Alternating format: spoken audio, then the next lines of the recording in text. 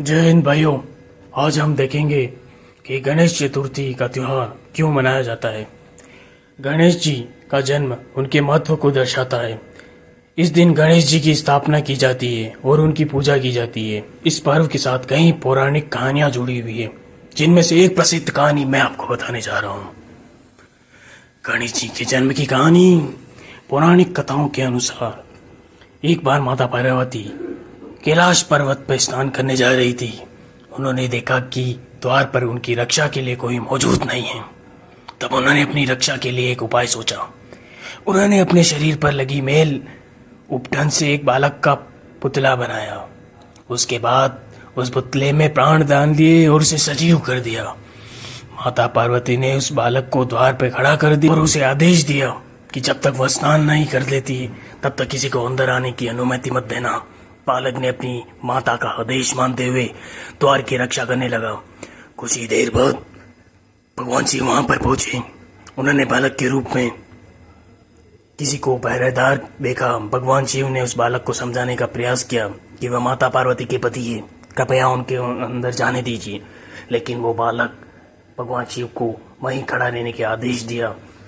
भगवान शिव उस बालक के इस व्यवहार पर बहुत घृणा करी और उन दोनों के बीच में युद्ध हो शुरू हुआ। बालक ने अपनी पूरी शक्ति के साथ भगवान का शिव का सामना किया और उन्हें अंदर जाने से रोका।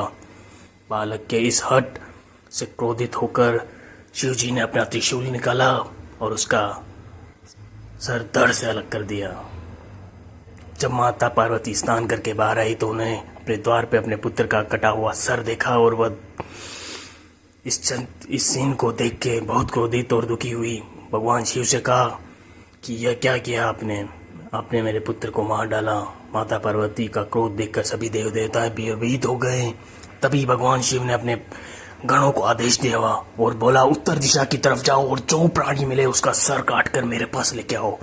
तो वहां पर एक हाथी का बच्चे का सिर कर वो गण लोग वहां पर लेके आए और शिव जी ने उसका सिर उस बालक के ऊपर लगा दिया और जीवन को वापस उनको प्राण अर्जित किए दिया। इस तरह से हाथों का सिर लगने के कारण उस बालक ने गजानंद का नाम मिला और हाथी के मुख वाला व्यक्ति का लगाया।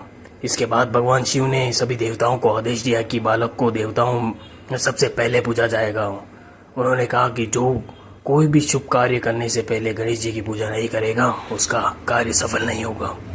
इस प्रकार भगवान ने गणेश को बुद्धि, ज्ञान, शुभता और देवता का माना गया है। इस शुभ कार्य से पहले उनकी पूजा करी जाती है और यही कारण है कि गणेश चतुर्थी के दिन उनके जन्म और इस अद्भुत कहानी को याद किया जाता है। गणपति बाप्पा मोरया।